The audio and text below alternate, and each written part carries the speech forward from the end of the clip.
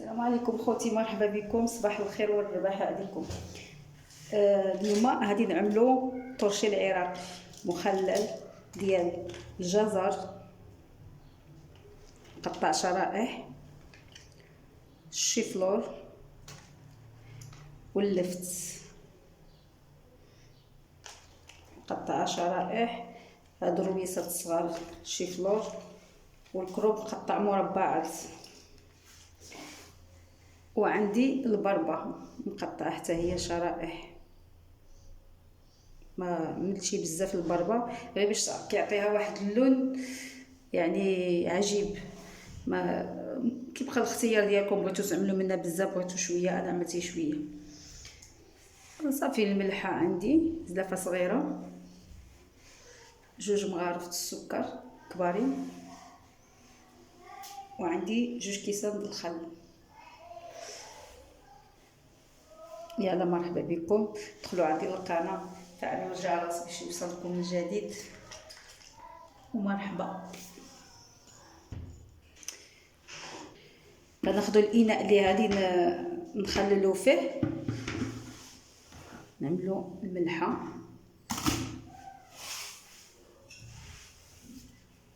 السكر، الخل قلنا 2 كيسان، 2 كيسان د الخل. صافي نحركوا الخليط.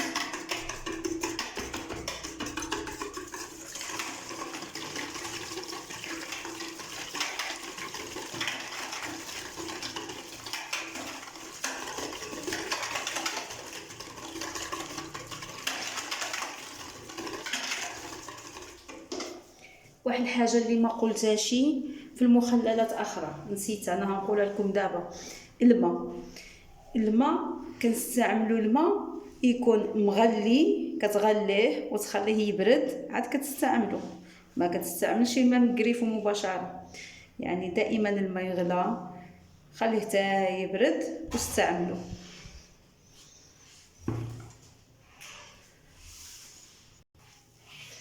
بسم الله. دابا غنكب الماء،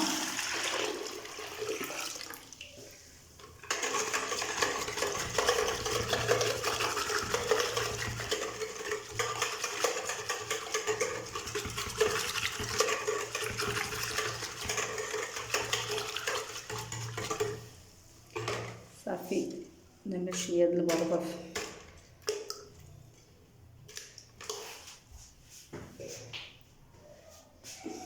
نعمل الخضر يعني عندي مخلطه الجزر، اللفت، الكرنب، الشيفلور.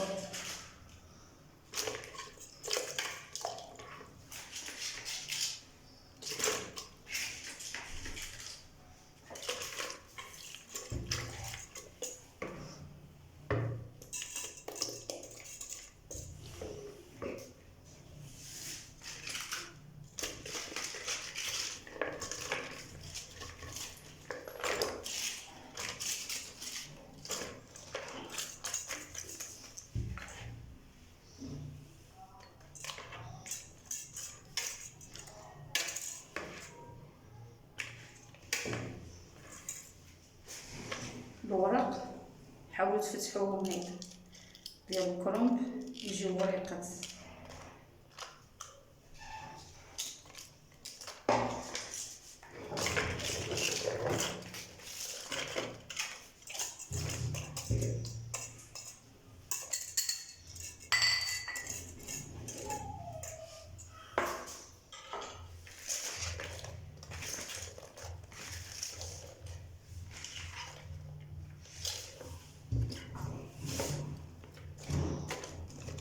يعني هاد السطيبه جاتني هي هذيك. غنزيدها الماء حتى تغدر.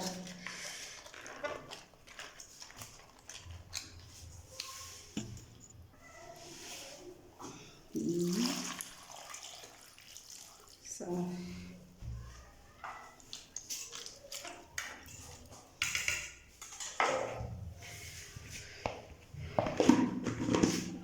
نشدو ونحركو باش ديك الملاح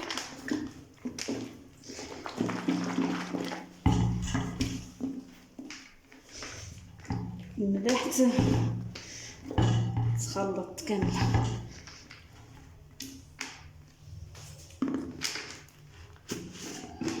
بغيت تعمل السلوفه، نعمل السلوفه ميكا من فوقي. غنزيدها واحد شويه د الملحه من فوقي، واحد مغروفه.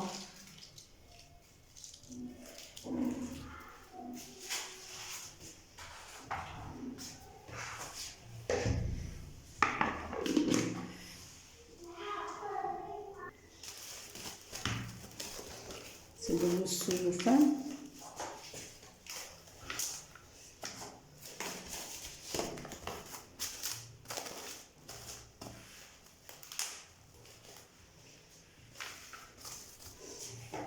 تشد عليه. هذا عنده مده ديال 15 يوم يكون واجد. وكاين واحد الطرشي اخر اذا بغيتيه يعني في واحد مده مثلا 4 ايام 5 ايام، اش كتعمل له الماء طايب وكتخليه واحد الخضر 2 دقائق في الماء يغلى، وعاد كترقدو.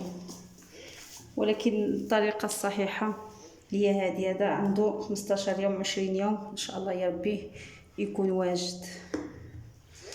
يلا مرحبا بكم، دخلوا عندي القناه، فعلوا الجرس. مرحبا بكم.